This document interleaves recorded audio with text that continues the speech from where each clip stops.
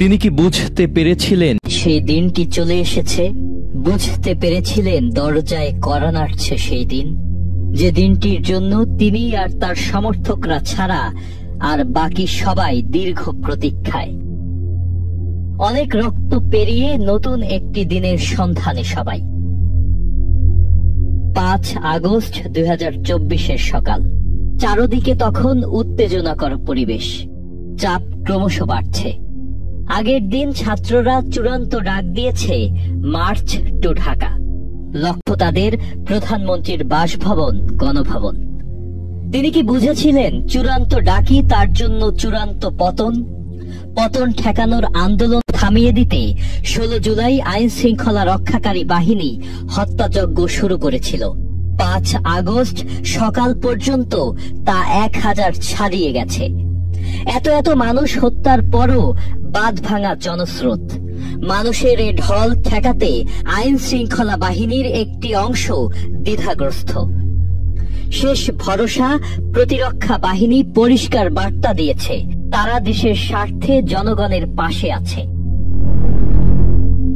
চারপাশে তখন তীব্র উত্তেজনা, ঝুঁকি সর্বত্র।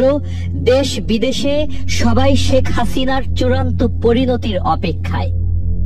না, তিনি ভাবেননি সেই দিন এসে গেছে। প্রধানমন্ত্রীর সরকারি বাসভবন, গণভবন তখনও কঠোর নিরাপত্তা বেষ্টিত। চারপাশের সড়কগুলোতে বিভিন্ন বাহিনীর সদস্য, গণভবনের ভেতরে বাইরে স্পেশাল সিকিউরিটি ফোর্স, এসএসএফ এবং প্রেসিডেন্ট গার্ড রেজিমেন্ট, পিজিআর। সারা দেশে অনির্দিষ্টকালের জন্য কারফিউ বলবৎ আছে। রাজধানীর সব প্রবেশপথও সম্পূর্ণভাবে বন্ধ। কর্মকর্তারা তাকে আশ্বস্ত করেছেন একটা পিঁপড়াও রাস্তায় নামতে পারবে না। কারফিউ ভঙ্গকারীদের বিরুদ্ধে নেওয়া হবে কঠোর ব্যবস্থা। আগের দিন যে আওয়ামী লীগ, ছাত্রলীগ ও স্বেচ্ছাসেবক লীগের নেতাকর্মীরা দেশ জুড়ে তাণ্ডব চালিয়েছিল, গণভবন থেকে ধানমন্ডি 32 পর্যন্ত রাস্তা পাহারা দিয়েছিল, হেলমেট পরা সেই তাদের কাউকেই অবশ্য দেখা গেল না। তবে রাজধানীর প্রায় সর্বত্রই দেয়ালে দেখা যাচ্ছিল একই রকম স্লোগান। তার কয়েকটিতে লেখা, খনি হাসিনা, স্বৈরাচার হাসিনা, সরে দাঁড়াও হাসিনা। 20 জুলাই থেকে মোতায়েন সেনারা দেশবাসীর উপর গুলি চালাবে না, এ সিদ্ধান্ত হয় সেনাবাহিনীর ওই অফিসার্স অ্যাড্রেসে। 3 আগস্ট থেকে সারা দেশের মানুষ রাস্তায় নেমে আসে। কেন্দ্রীয় শহীদ মিনার থেকে ঘোষণা আসে 1 দফা শেখ হাসিনার পদত্যাগ। পরদিন 4 আগস্ট তাই শেখ হাসিনার নিরাপত্তা বাহিনীর পরিবর্তে নিজ দলের কর্মীদের আন্দোলন দমন করতে নামিয়েছিলেন। ফল হলো উল্টো। আন্দোলন আরো তীব্র হলো। দুই পক্ষেই রক্তপাত ঘটল অনেকের। সেদিন বৈষম্য বিরোধী ছাত্র আন্দোলন ঘোষণা দিল, আগের ঘোষণা পরিবর্তন করে 6 আগস্টের পরিবর্তে 5 আগস্টেই হবে মার্চ টু ঢাকা। 5 আগস্ট সকাল 10:30টার দিকে নিরাপত্তা বাহিনীর শীর্ষ কর্মকর্তারা প্রধানমন্ত্রীকে জানালেন ঢাকা ভেঙে পড়েছে, যেমনটা ভেঙে পড়েছিল 1971 সালের 16 ডিসেম্বর। তবে পার্থক্য হলো তখন মুক্তিযোদ্ধারা ঢাকার চারপাশ থেকে পাকিস্তানি সেনাদের ঘিরে ফেলেছিল। এবার সাধারণ মানুষ ঘিরে ফেলেছে 1.5 দশকের ক্ষমতাসীনদের। তোমায় রেখেছি বুকে সুখে, রিয়া বেশে রাখিও আমায় প্রাণে। আমি কাছে এসেছি, ভালোবেসেছি, বেঁধেছি তোমায় প্রাণে। এ প্রাণে কত তৃষ্ণা আমার, দেখো প্রাণ সাথে।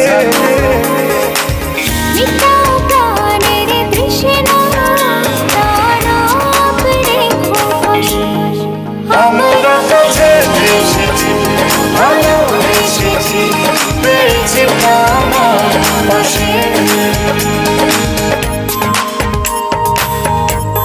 প্রাণের তৃষ্ণায় প্রাণাপ। শেখ হাসিনার নিরাপত্তা বাহিনীকে ব্যর্থতার জন্য ধমক দিলেন, নির্দেশ দিলেন যেভাবেই হোক জনগণকে ঠেকাতে হবে, কিন্তু বাহিনী প্রধানরা তা করতে অস্বীকার করলেন। তারা জানালেন মানুষের স্রোত ঠেকাতে গেলে আরো রক্তপাত হবে, রক্তের স্রোত বইবে, কিন্তু গণভবনমুখী মানুষের স্রোত ঠেকানো যাবে না। সিসিটিভি ফুটেজ দেখিয়ে তারা জানালেন রাজধানীর প্রবেশ পথে লাখ লাখ মানুষ। ইতোমধ্যে যাত্রাবাড়ি, সাভার, আশুলিয়া ও উত্তরায় পুলিশের গুলিতে বহু নিহত। সেদিন সকালেই মৃতের সংখ্যা প্রায় 100। ঢাকা মেট্রোপলিটন পুলিশের কমান্ড সেন্টার তখনও সক্রিয়।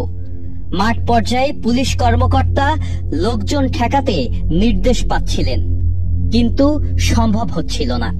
কর্মকর্তারা জানালেন পতন এখন শুধু 2-1 ঘন্টার ব্যাপার। শেখ হাসিনার সামনে তখন একটাই বিকল্প, পদত্যাগ। প্রথমে তিনি রাজি হলেন না। হতাশ কর্মকর্তারা গণভবনের আলাদা কক্ষে বোন শেখ রেহানার সঙ্গে কথা বললেন। রেহানাও বোঝানোর চেষ্টা করলেন, কিন্তু তিনি রাজি নন। ফোনে যুক্ত করা হলো যুক্তরাষ্ট্র প্রবাসী ছেলে সজীব ওয়াজেদ জয়কে। তিনি কর্মকর্তাদের সঙ্গে প্রথমে ধমকের সুরে কথা বললেও বুঝতে পারলেন সময় ঘনিয়ে এসেছে। মা শেখ হাসিনাকে বুঝিয়ে পদত্যাগে রাজি করালেন জয়। রাজি হলেও তার শর্ত, প্রধানমন্ত্রী হিসেবে শেষবারের মতো ধানমন্ডি 32 ও গোপালগঞ্জে বঙ্গবন্ধুর সমাধিতে শ্রদ্ধা জানাবেন। কর্মকর্তারা রাজি হলেন না, কারণ সময় তখন খুবই কম। পদত্যাগের আগে জাতির উদ্দেশ্যে শেষবারের মতো ভাষণও দিতে চাইলেন শেখ হাসিনা। তথ্য প্রতিমন্ত্রী মোহাম্মদ আলী আরাফাত তার মোবাইলে একটি ভাষণের খসড়াও লিখলেন, কিন্তু বাহিনীগুলোর হিসাব বলল গণভবন থেকে জনস্রোতের দূরত্ব 1 ঘন্টারও কম, তাই ভাষণ রেকর্ড বা প্রচারের সুযোগ নেই।